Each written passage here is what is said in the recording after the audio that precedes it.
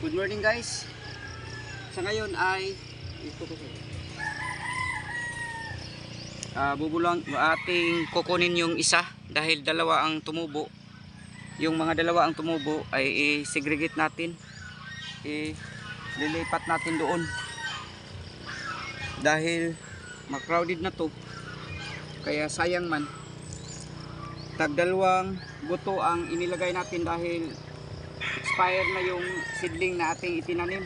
Ito ay ampalaya. Ang gagawin muna natin ay babasain natin.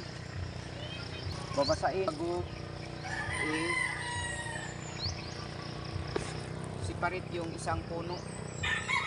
So doon natin transplant dyan yung mga butas-butas. Binutasan na natin. So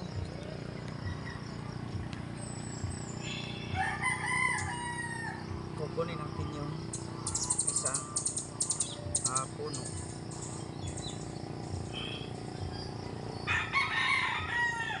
Yan.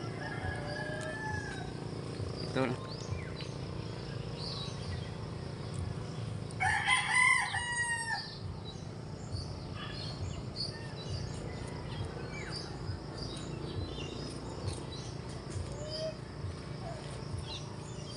Takpan lang natin pagkatapos ito.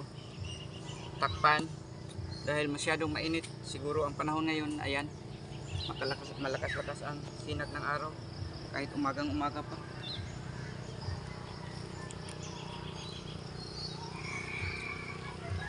Ito para mahirapan tayo dahil nakadikit. Ayan. Dahan-dahan lang natin. Kadikit sila. Hindi natin na distansya sa ayan. So ito ay tatakpan natin yung ito ang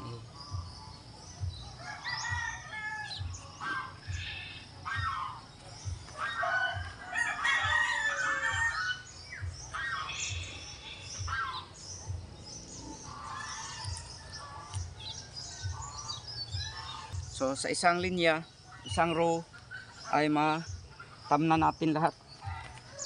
Ito dahil na disturbo, tatakpan natin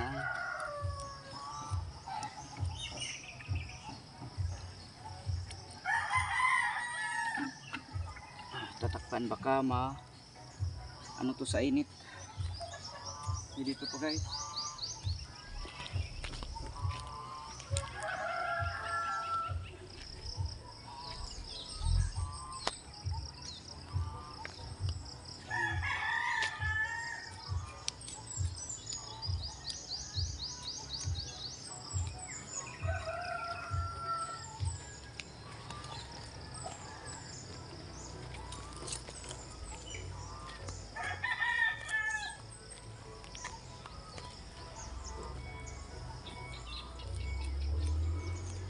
Dahil kung magbili pa tayo, mahal ang binhi. Ito na lang ang ating i-segregate. Alagaan lang natin.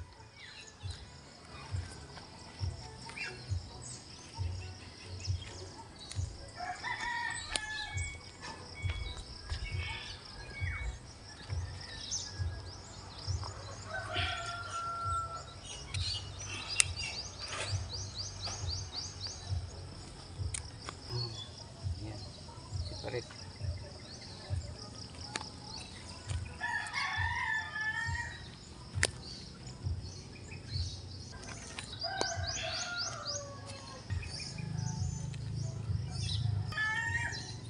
Ito ay mga hybrid na mga binhi ng ampalaya.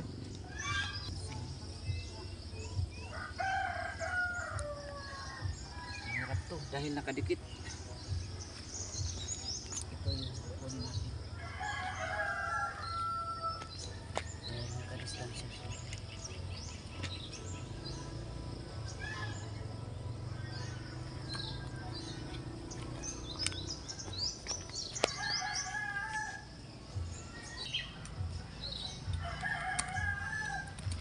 Pagkatapos ay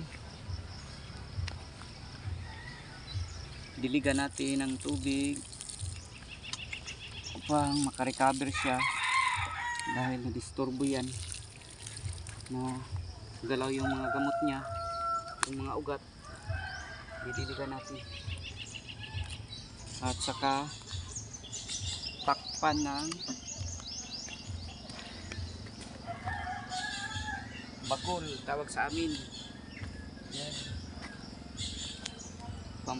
So kahit hindi tayo nagbili ng dagdag na seeds na tapos lahat ang isang row ng ating ampalaya na tanim. Yun lang po, maraming salamat po. God bless sa lahat. Happy farming.